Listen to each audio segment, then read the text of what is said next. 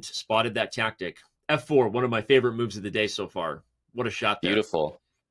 Beautiful. And now all of a sudden, that game happens and you're back to Vincent playing with c4. He's really making a point here to try out different variations. Queen b3.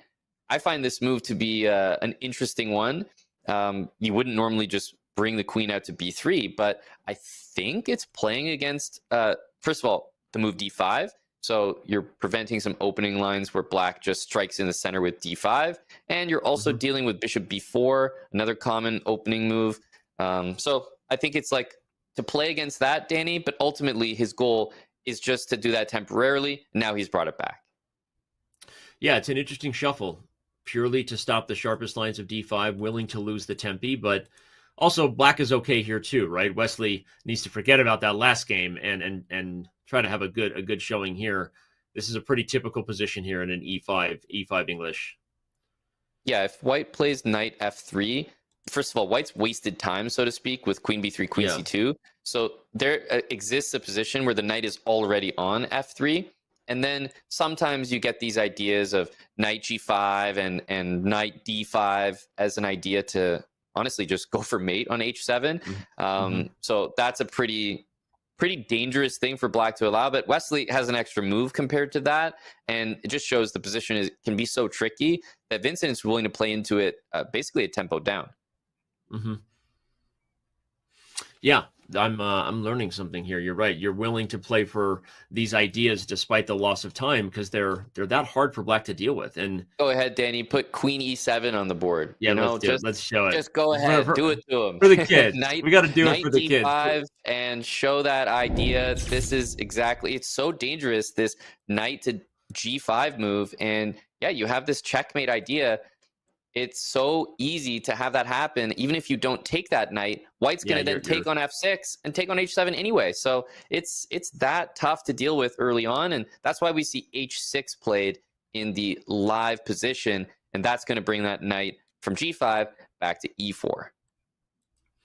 Yeah, and so that transition, not only for the fun of the potential mating threat that I highlighted, that Amon talked us through, it also improves the knight, I think, to e4. Maybe you even steal the bishop pair. And so, yes, computers say the position is level, but it's just a tricky as all giddy a position here. And okay, I like Vincent to just take the bishop pair, but maybe the d file gives black some long-term play. Yeah, sometimes you think of moves like g4 here. I know it's a little bit strange looking, but g4 followed by h4, basically the knight and the light squares are so critical in the English.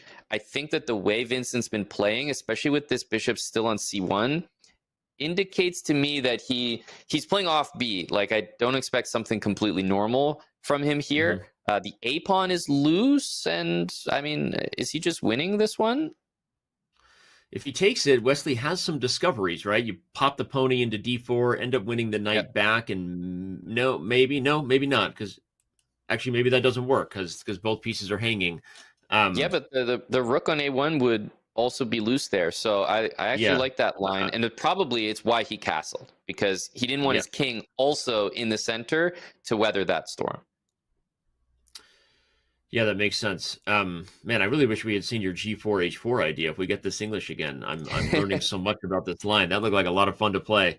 Wesley retreats the knight to e7 to guard the a4 pawn that we've been talking about. Now that white is castled, probably Vincent would have chopped that thing off just next. Maybe rook d1. I mean, I'm looking at the bishop on c1, and if I play b4, we all know that that's going to be taken. The a pawn would be weak. So at some point, I'm like, well, am I just going to play d3? I feel like I'd rather play rook d1 and try to play d4. Yeah, this is, objectively kind of the only thing white hasn't figured out about the position, right? Is how the bishop on c1 gets into it. Do you play rook d1 and d4? Do you slow jam and advance and then try to eventually play on this side of the board with things like f4? Okay, no, he goes for your idea. He wants d4. Yeah, rook d1 makes sense. And this bishop f3 was a nice move to include first because it kind of made things awkward for black. You can't play c6. You drop the a pawn. You can't play bishop c6. You drop the a pawn. You can't play b6. You don't really want to play rook a7. Like, everything Yeah. is a little bit strange over there. So I think that Wesley is a little bit ahead in terms of development here, but I actually like Vincent's position because his A pawn is a little hard to deal with. Yeah, and everything you highlighted is sort of solved by the move queen a7. You're still guarding the pawn, over guarding this now, and kind of preventing d4. But to your point, that's an awkward thing to do, to bring the queen to a7. This is a very out of touch queen side. If we start getting play on the king side or in the center, these pieces could quickly kind of feel the absence, right? And when you play Yeah. f5, that's a move you can't take back, right? So now we're going to be dealing with potential opening of the board, and maybe black's king side gets weak on the light squares. Yeah, black might be interested in bishop a5 at some point as well, just to Okay. trade that thing. I do like the move king h8. That looks like a great prophylactic move. The bishop might drop back to g2, another good prophylactic move. But the bishop on b6, I'm not loving against this e3 pawn, so that's why I tend to lean towards bishop a5. Yeah, get that piece traded while you can. Although this remaneuver of the knight also interesting, right? Not like Love that. it. Knights go like this, and a much better square for the knight is f6 than e7. Not just because the knight on e7 blocked the rook, but the knight on f6 potentially supports things here. Okay, Vincent plays d4. Yeah, he's inviting e4. The bishop will drop back, and then I think white is actually interested in playing perhaps even c5 as a move. Oh So, wow. ooh, No, bishop h5. I Did love not your see idea that. c5, but bishop h5 first gains a tempo, and now c5 is coming. Oh, I love this now for white. That f4 square also juicy. Suddenly the g6 square is weak. I think that Vincent is in control here if he can get some play on the king side. Yeah, I don't know if it's good, but I'm looking at trying to use this dark square bishop. I was going to say on c3, maybe with knight f4 and d5 in the future, but he opts to go for maybe a more positional approach of trying to play on the dark squares here, trade that bishop, queen c5 in the future, and again with knight f4, etc. Yeah, it's interesting because if this knight comes to f6, Vincent might plan to just put the bishop on g6, where it's a bit of a thorn and you can't really do anything about it, right? Hitting f5 and kind of just sitting tight. Oh, wait. Okay, he goes.